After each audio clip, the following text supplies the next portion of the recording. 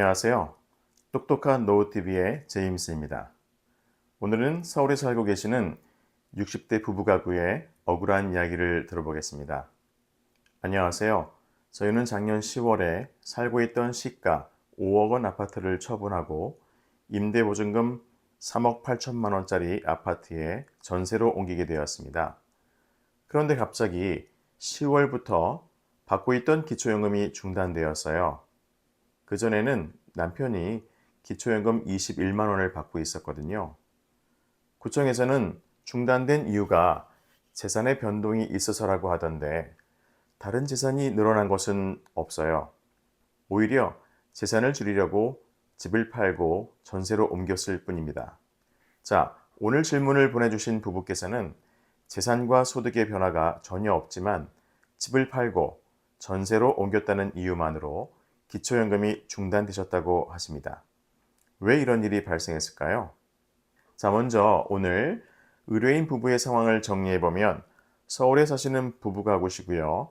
남편분만 기초연금 21만 원을 받으시고 아내분은 아직 만 65세 이전이라서 기초연금을 신청하지 않으셨습니다. 소득은 남편분과 아내분이 받으시는 국민연금이 각각 90만 원, 35만 원이 있으십니다. 그리고 일반 재산으로는 시가 5억 원 아파트를 소유하고 계시다가 사정이 있으셔서 아파트를 팔고 3억 8천만 원 전세로 옮기셨습니다.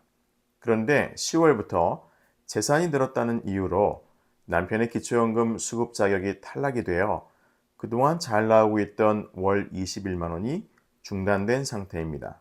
여기서 꼭 짚고 넘어가야 할 사항이 있는데 그것은 바로 국민연금 연계 감액이라는 제도입니다. 2022년 9월까지 남편께서 기초연금을 30만 7,500원이 아닌 21만 원을 받으신 이유는 남편분의 국민연금 월 급여액이 2022년 국민연금 연계 감액 기준금액인 46만 1,250원을 초과한 90만 원이니까 기초연금이 9만 원 정도 감액이 되신 것으로 보입니다.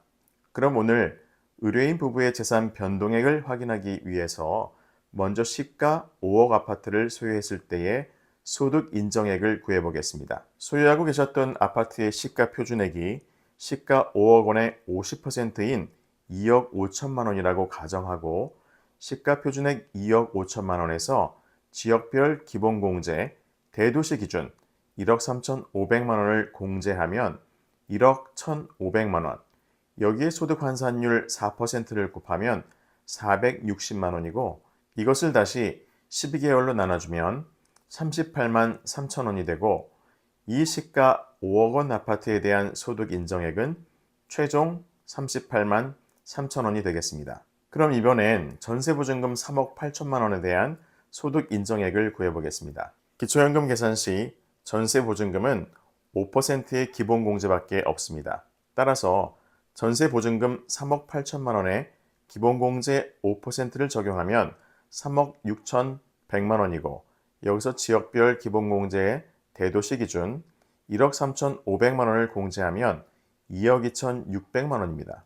여기에 소득 환산율 4%를 곱하면 904만 원, 이것을 다시 12개월로 나눠주면 최종 금액은 75만 3천 원이 되겠습니다. 따라서 전세보증금 3억 8천만 원에 대한 소득 인정액은 최종 75만 3천 원입니다. 그럼 이제 집이 있을 때와 전세로 옮겼을 때의 소득 인정액을 비교해 보면 5억 원 아파트를 소유했을 때는 38만 3천 원이고 3억 8천만 원 전세로 옮겼을 때는 75만 3천 원이 됩니다. 차액은 무려 37만 원.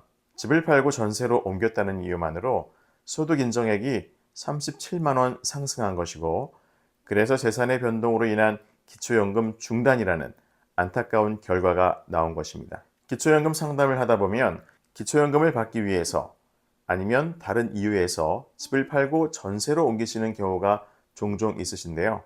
오늘 설명드린 것처럼 소유하고 계신 부동산은 시가 기준이 아닌 시가 표준액을 기준으로 소득 인정액에 반영되므로 약 50%의 기본공제 효과가 있는 반면 임대보증금엔 단 5%의 기본공제밖에 없으므로 상대적으로 굉장히 불리할 수밖에 없습니다. 더구나 임대보증금에 대한 5%의 기본공제도 주택임대보증금에만 해당되고 상가 등의 임대보증에는 해당되지 않는다는 것입니다. 집을 살 때 받는 담보대출은 100% 부채로 인정해서 공제해주고 임대소득도 42.6% 필요경비를 공제해주면서 집 없는 어르신들의 전세보증금에 대한 기본공제가 5%라는 것은 정말 문제가 크다고 생각합니다. 따라서 기초연금 신청을 앞둔 어르신들께서는 재산을 줄이기 위해 집을 팔고 전세로 옮기시는 결정은 정말로 조심하셔야 합니다. 그리고 한 가지 팁을 드리자면 살고 계신 집을 팔기보다는 주택연금에 가입하는 것이 기초연금을 받기에는 훨씬 유리합니다. 현재 살고 계신 집을 담보로 월 생활비를 받으시면서 계속 거주하실 수도 있고 집값은 시가 표준액으로 계산되니까 기초연금 계산 시 약 50% 이상의 기본공제 효과를 받을 수도 있습니다. 여기에 주택연금을 받은 금액의 합계만큼을 부채로 인정해서 100% 공제를 받으실 수 있습니다. 예를 들어 한 달에 200만 원씩 주택연금을 받는다면 연 2,400만 원은 부채로 보고 재산에서 공제를 해주니까 주택연금은 기초연금 수급에 굉장히 유리한 선택이라고 볼 수 있습니다. 2023년 기준 부부가구가 기초연금을 100% 받으시면 월 25만 원을 받으실 수 있고 내년 2024년부터는 월 53만 4,400원까지 받으시게 되니 결코 적은 돈이 아닙니다. 자, 이처럼 기초연금을 받다가 탈락이 되었거나 처음부터 신청을 하였으나 수급자가 되지 않으신 분들은 기초연금 수급 희망 이력관리 신청서를 관공서에 제출하시면 탈락한 이후에 5년간 정기적인 이력관리와 조회를 통해 기초연금 수급이 가능할 경우 다시 신청할 수 있도록 안내해주는 제도입니다. 신청서는 온라인, 모바일로 직접 서류를 다운로드하여 작성 첨부해야 하고 방문 신청 시에는 주민센터에 비치된 서류를 작성해서 제출하시면 됩니다.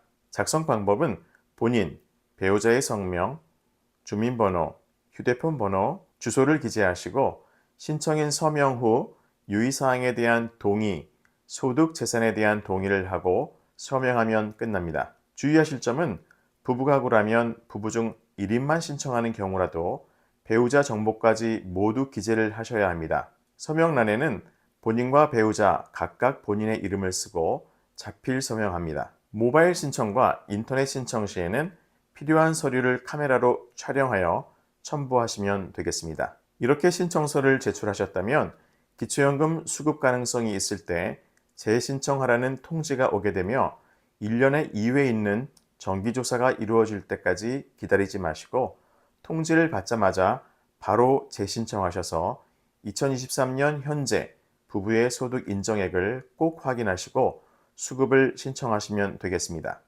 2024년 현재 국회에서는 공적 연금 개혁을 위한 논의를 이어가고 있습니다.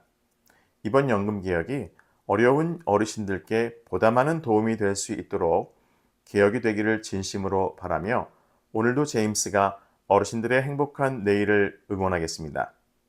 좋아요, 구독, 알림 설정해 주시면 앞으로 더 좋은 내용으로 찾아뵙겠습니다. 감사합니다.